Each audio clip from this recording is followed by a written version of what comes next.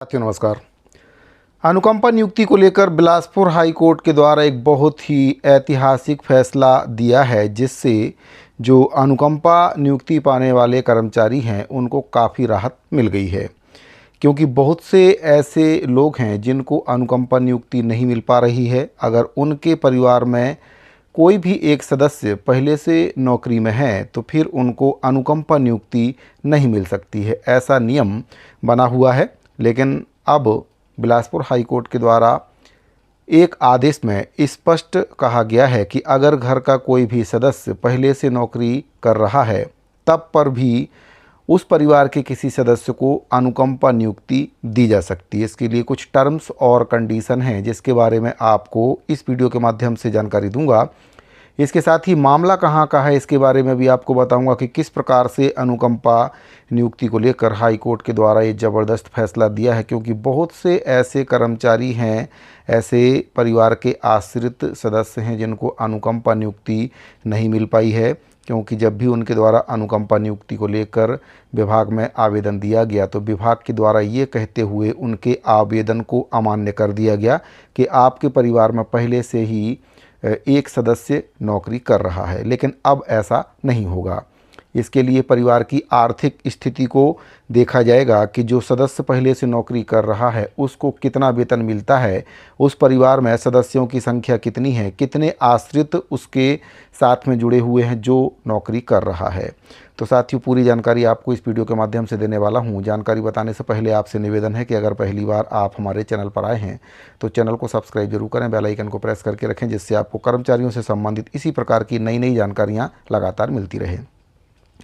तो साथियों, शासन के नियम के अनुसार अगर परिवार का कोई भी सदस्य पहले से नौकरी कर रहा है तो उस परिवार में किसी और अन्य सदस्य को अनुकंपा नियुक्ति नहीं दी जाती थी। लेकिन अब बिलासपुर हाई कोर्ट के द्वारा एक बहुत ही ज़बरदस्त फैसला दिया गया है। और जो फैसला दिया गया है उसमें स्पष्ट किया गया है कि ये ज़रूरी नहीं है कि कोई सदस्य नौकरी कर रहा है तो अनुकंपा नियुक्ति नहीं दी जा सकती है। तो ये बेहद ही संवेदनशील और ऐतिहासिक फैसला हाई कोर्ट के द्वारा दिया गया है। आपको बता दें कि मुख्य न्यायाधीश रमेश सिन्हा और जस्टिस रविंद्र कुमार अग्रवाल जी की डिवीज़न बेंच ने ये स्पष्ट किया है कि अगर परिवार का कोई एक सदस्य पहले से सरकारी सेवा में है तो इसका मतलब ये बिल्कुल भी नहीं है कि अनुकंपा नियुक्ति का दावा अपने आप खत्म हो जाता है। अदालत ने कहा है कि सिर्फ तकनीकी नियमों की आड़ लेकर किसी ज़रूरतमंद के आवेदन को खारिज करना गलत है। अधिकारियों को नियमों की व्याख्या करने के बजाय परिवार की वास्तविक आर्थिक स्थिति और मानवीय पहलुओं को ध्यान में रखकर फैसला लेना चाहिए। ये पूरा मामला आपका अंबिकापुर नगर निगम से जुड़ा हुआ है, जहां पर याचिकाकर्ता के जो पिता हैं वे सफाई कर्मचारी के पद पर काम कर रहे थे। सेवाकाल के दौरान अचानक उनका निधन हो गया और उनके बड़े परिवार में पत्नी, 3 बेटे और 1 बेटी शामिल थे जो पूरी तरह से उन्हीं के आय पर निर्भर थे।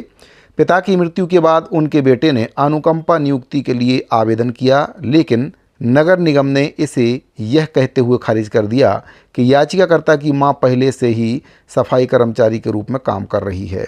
निगम ने दलील दी कि साल 2013 की नीति के अनुसार यदि परिवार का कोई भी सदस्य पहले से सरकारी नौकरी में है तो अनुकंपा नियुक्ति नहीं दी जा सकती है।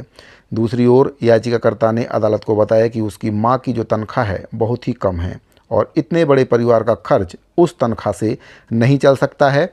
इस मामले पर सुनवाई करते हुए हाईकोर्ट की डबल बेंच ने अंबिकापुर नगर निगम के द्वारा दायर की गई अपील को सिरे से ही खारिज कर दिया और सिंगल बेंच ने उस पुराने आदेश को सही ठहराया जिसमें याचिकाकर्ता को नौकरी देने का निर्देश दिया गया था।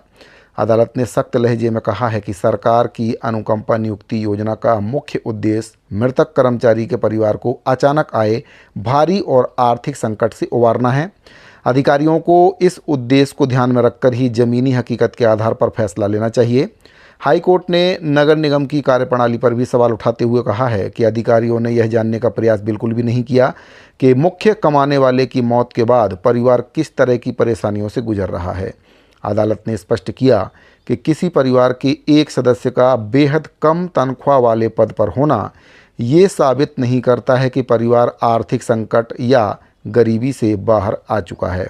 अनुकंपा नियुक्ति भले ही कोई मूल अधिकार ना हो, लेकिन यह सरकार की एक कल्याणकारी व्यवस्था है, इसीलिए हर मामले की ज़मीनी स्तर पर अलग अलग जांच होनी चाहिए, जिससे केवल तकनीकी नियमों की वजह से ही कोई ज़रूरतमंद परिवार इस राहत से वंचित ना रह जाए। और इस फैसले से याचिकाकर्ता के परिवार को बहुत ही बड़ी राहत मिली है।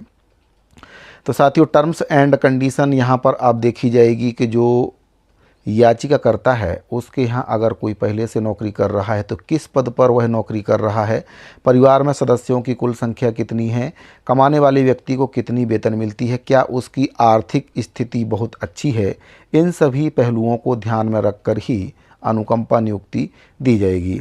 अगर कोई बहुत ही अच्छी पोस्ट पर काम कर रहा है, उसके परिवार की स्थिति बहुत ही अच्छी है और अगर वहाँ पर ऐसा कोई प्रकरण सामने आता है कि अनुकंपा नियुक्ति की मांग वहाँ की जाती है, तो फिर हो सकता है कि उस मामले में ये आदेश काम ना करे।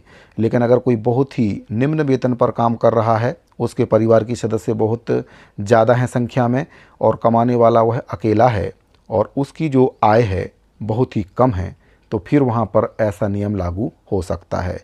तो हाईकोर्ट के द्वारा अनुकंपा नियुक्ति को लेकर ये बहुत ही सकारात्मक फैसला लिया है। इससे लाखों कर्मचारी जो मृतक हो चुके हैं और उनके आश्रित परिवार के सदस्य जिनको अनुकंपा नियुक्ति नहीं मिल पाई है इस वजह से, क्योंकि उनके परिवार का कोई एक सदस्य पहले से ही नौकरी कर रहा है, तो अब ऐसा नहीं होगा। और ये जो फैसला हाई कोर्ट के द्वारा दिया गया है, इस फैसले की कॉपी को आप लेकर अपने लिए आवेदन कर सकते हैं, याचिका दायर कर सकते हैं अगर आपका भी मामला इसी प्रकार से है तब। अगर आपका मामला इससे अलग है तब हो सकता है कि फैसला कुछ और आए, लेकिन अगर सेम टू सेम आपका मामला है, कम आय आपके परिवार में है, एक ही सदस्य काम कर रहा है और उस पर कम से कम 5-6 सदस्य निर्भर करते हैं, तो फिर हो सकता है कि सुप्रीम कोर्ट का ये फैसला आपके लिए भी सही साबित हो सकता है। तो साथियों, अनुकंपा नियुक्ति से संबंधित ये बहुत ही महत्वपूर्ण जानकारी आपके लिए लेकर आया हूँ। उम्मीद करता हूँ दी गई जानकारी आपको अच्छे से समझ में आ गई होगी। अगर आपको जानकारी अच्छी लगी हो तो वीडियो को लाइक करके अपने दूसरे साथियों को इसको शेयर जरूर करें। इस वीडियो फिलहाल इतना ही, मिलते हैं अगली वीडियो में। अभी के लिए दी इजाज़त, धन्यवाद।